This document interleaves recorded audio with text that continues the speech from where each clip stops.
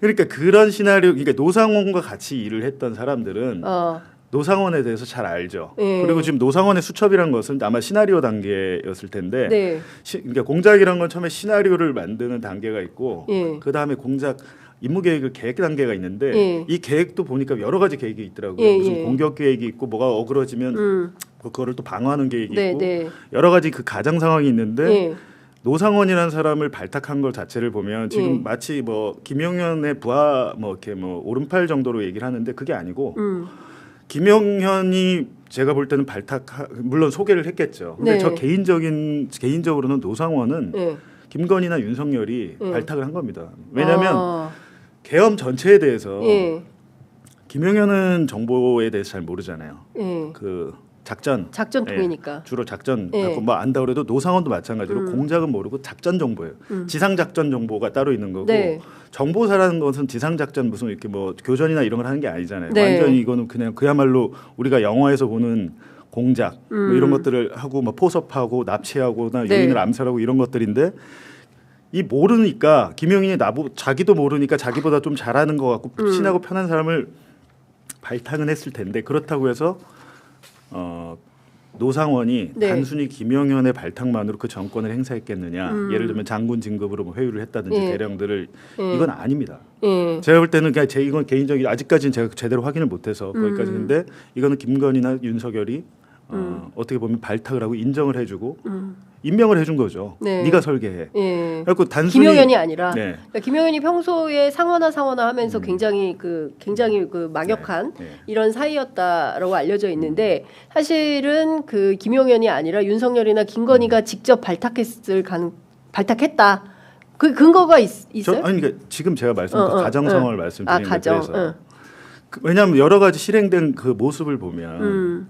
단순히 이분이 김용현의 말 한마디로 뭐 이 기감 여단장이 움직인다든지 이런 일들은 사실 불가능한 일이고 그 정보사의 2명의 대령이 있잖아요.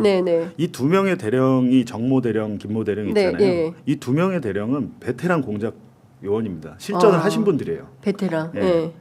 노상원하고 뭐 수준이 달라요. 수준이 다르죠. 왜냐하면 이분들은 실질적으로 적진에 가고 중국의 접경 지역에 가가지고 제가 알아보니까 그리고 한 분은 저와 좀 관계가 있더라고요. 그래요? 저 때문에 재판을 받았더라고요. 진짜? 제 보도 때문에. 2016년 4월에 총선 직전에 북한 식당 지배인하고 여자 12명 집단 탈북하죠. 그 집단 탈북. 선거 일주일 전에 터뜨리죠. 맞아요. 국정원에서 터뜨리고 맞아요. 통일부에 그 사진 있으면 아마 그 통일부에 그 캐리어 끌고 가는 거 공개를 해버리고 맞아요. 총선 전에 그 북풍을 일으킨 거잖아요. 그렇습니다. 그 공작을 한 주체가 정보사와 국정원이에요. 실질적인 공작은 정보사가 다 했고 국정원은 돈만 대고 나중에 숟가락만 얹은 겁니다. 그 일로 인해서 국정원에서 7명이 특진을 합니다. 그리고 정보사에서도 이 공작을 주도한 중령 집단 탈북 여정원 공작 그걸 주도한 팀장이 정대령이에요. 근데 2018년 5월에 제가 이걸 보도하잖아요.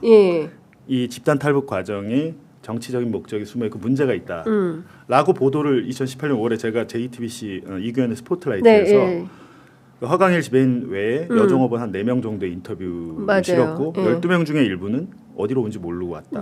돌아가고 싶다라는 인터뷰가 있었어요. 그때 난리가 났어요. 그 보도 난리 났었어요. 문재인 정권이었잖아요. 그러니까 전 문재인 정권이 좀 짜증이 났던 게 이런 일이 발생을 하면은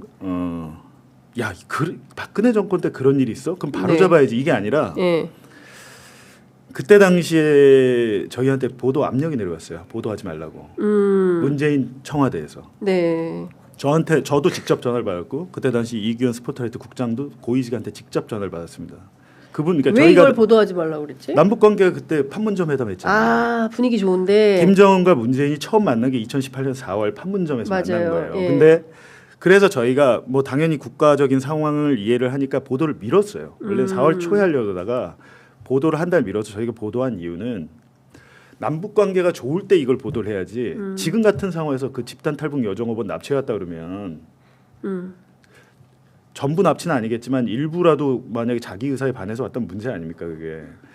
그랬다고 하면 그거는 심각한 외교적 문제가 되는 거거든요. 우리가 맨날 북한이 건 하는데 우리가 우리의 총선을 앞두고 그 북풍 공작을 일으키려고 정보기관들이 했다면 우리가 그 지적을 한 거예요. 근데 알고 보니까 정대령. 그러니까 롯데리아 그 회장. 네, 네. 롯데리아 그거 간 것도 뭐 제가 알아보니까 노상원이 햄버거를 좋아한답니다. 그러니까 지금 뭐 심각하게 이게 무슨 뭐 했을 때 뭐 도감청의 위험이 있고 이거 아니고요. 근데 실질적으로 정보사 요원들이 블랙 요원들이 약간 시끄러운 데서 네. 하거나 아니면 주파수 교란 장치를 틀어놓고 대화를 하는 건 맞대요. 근데 그 당시의 상황은 네, 네. 도감청을 할 위험은 별로 없어 보이잖아요. 그때. 예. 근데 롯데리아 간 건 집에서 가깝고 햄버거를 좋아하기 때문에 간 거다라는 게 이제 노상원 전 측근의 얘기고. 예.